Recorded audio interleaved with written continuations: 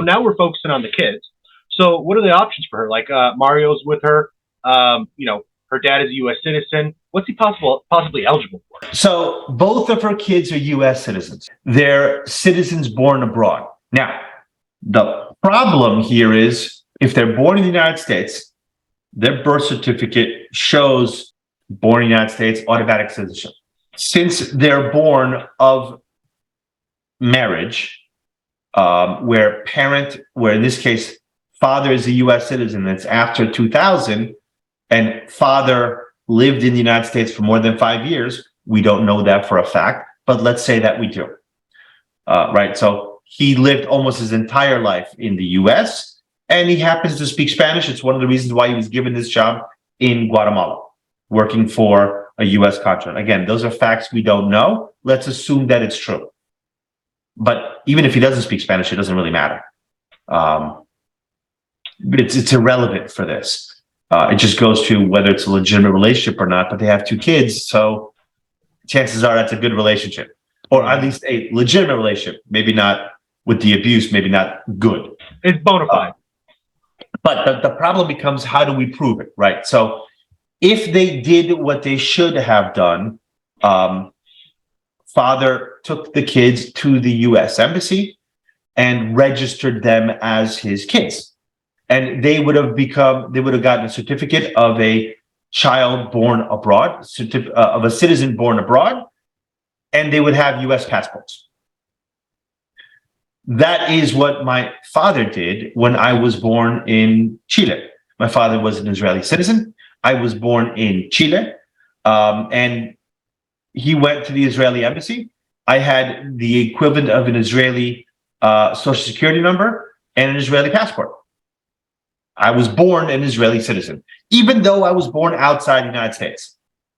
So here it's the same thing. Now, let's assume that didn't happen. Okay, so now, do the children even have passports from anywhere? I don't know. How does she bring them into the United States without his permission? Well, that's a challenge, right? Here she's coming. Let's look at it from another way. Let's say he wasn't abusive. Let's say she just didn't want to be with him anymore. And now she takes the kids, kidnaps them outside the country and goes somewhere else. Well, that could be a crime. He could call the police.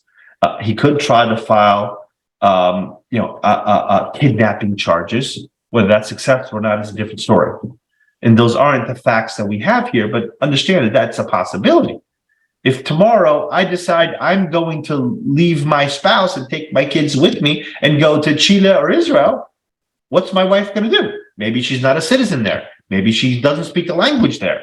On what basis do I have to do that? So again, that does become a problem in some circumstances. Here, to answer your question, the real problem is, well, can we document who the kids are? So let's say that Maria had a tourist visa to come to the United States, because maybe they traveled here to visit for the holidays, to meet his parents and his family so his family could meet her. So let's say they had that. So that means children were U.S. citizens, children had passports, she had her visa, so she was able to come to the United States. She wouldn't have to ask for asylum. She could just come and then file for Vawa.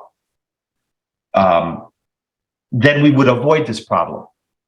If that didn't happen, she didn't have a visa, and the children didn't have a passport from anywhere, well, that's one of the reasons why she makes the long trek the way that she does and presents herself at the border.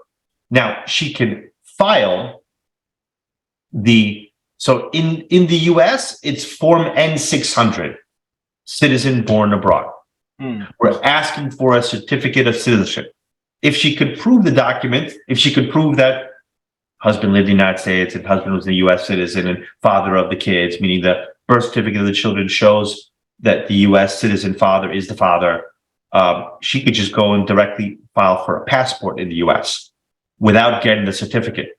But I'd rather go through USCIS. I'd rather file Form N-600, because there I get a decision and I can appeal it, or otherwise, if I have to deal with the Department of State, they're a nightmare. You think the immigration courts are bad.